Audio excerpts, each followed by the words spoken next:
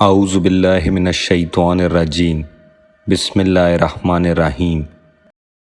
جب رسول اللہ صلی اللہ علیہ وآلہ وسلم نے دنیا سے رحلت فرمائی تو حضرت عباس رضی اللہ تعالیٰ عنہ اور ابو سفیان ابن حرب نے آپ سے عرض کیا کہ ہم آپ کی بیعت کرنا چاہتے ہیں، جس پر امام علی علیہ السلام نے فرمایا، اے لوگوں، فتنہ و فساد کی موجوں کو نجات کی کشتیوں سے چیر کر اپنے کو نکال لے جاؤ، تفرقہ و انتشار کی راہوں سے اپنا رخ موڑ لو، فخر و مباحت کے تاج اتار ڈالو۔ صحیح طریقہ عمل اختیار کرنے میں کامیاب وہ ہے جو اٹھے تو بالوں پر کے ساتھ اٹھے اور نہیں تو اقتدار کی کرسی دوسروں کے لیے چھوڑ بیٹھے، اور اس طرح خلق خدا کو بدامنی سے راحت میں رکھے۔ اس وقت طلب خلافت کے لیے کھڑا ہونا یہ ایک گدلا پانی اور ایسا لقمہ ہے جو کھانے والے کے گلوگیر ہو کر رہے گا۔ پھلوں کو ان کے پکنے سے پہلے چننے والا ایسا ہے جیسے دوسرے کی زمین میں کاشت کرنے والا۔ اگر بولتا ہوں تو لوگ کہتے ہیں کہ یہ دنیاوی سلطنت پر مٹے ہوئے ہیں، اور چپ رہتا ہوں تو کہتے ہیں کہ موت سے ڈر گئے۔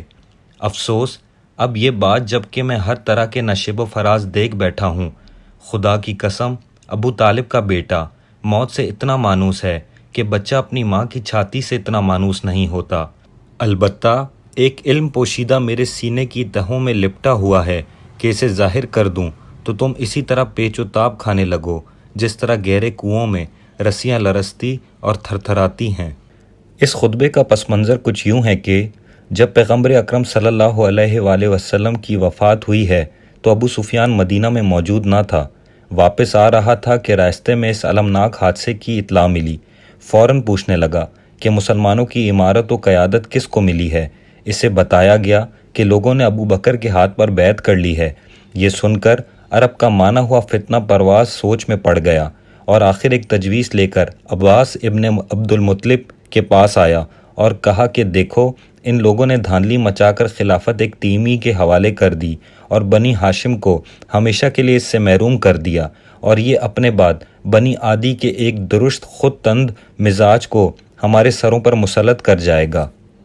چلو علی ابن ابی طالب سے کہیں کہ وہ گھر کا گوشہ چھوڑیں اور اپنا حق لینے کے لیے میدان میں اتر آئیں۔ چنانچہ وہ حضرت عباس رضی اللہ تعالیٰ عنہ کو ہمراہ لے کر امام علی علیہ السلام کے پاس آیا اور کہا کہ آپ ہاتھ بڑھائیں، میں آپ کی بیعت کرتا ہوں، اور اگر کوئی مخالفت کے لیے اٹھا تو میں مدینہ کی گلی کوچوں کو سواروں اور پیادوں سے بھر دوں گا۔ امیر المومنین علیہ السلام کے لیے یہ انتہائی نازک مرحلہ تھا۔ امام علی علیہ السلام اپنے آپ کو پیغمبر کا صحیح وارث و جانشین سمجھتے تھے، اور ابو سفیان ایسا جتے قبیلے والا امداد کے لیے آمادہ کھڑا تھا۔ صرف ایک اشارہ کافی تھا کہ جنگ کے شعلے بھڑکنے لگتے، مگر امیر المومنین علیہ السلام کے تدبر اور اصابت رائے نے مسلمانوں کو فتنہ سے بچا لیا، اور آپ کی دور راست نظروں نے بھانپ لیا کہ یہ قبائلی تعصب اور نسلی امتیاز کو ابھار کر آپس میں لڑوانا چاہتا ہے تاکہ اسلام میں ایک ایسا زلزلہ آئے جو اس کی بنیاد تک کو ہلا دے۔ لہٰذا آپ نے اس کی رائے کو ٹھکرا کر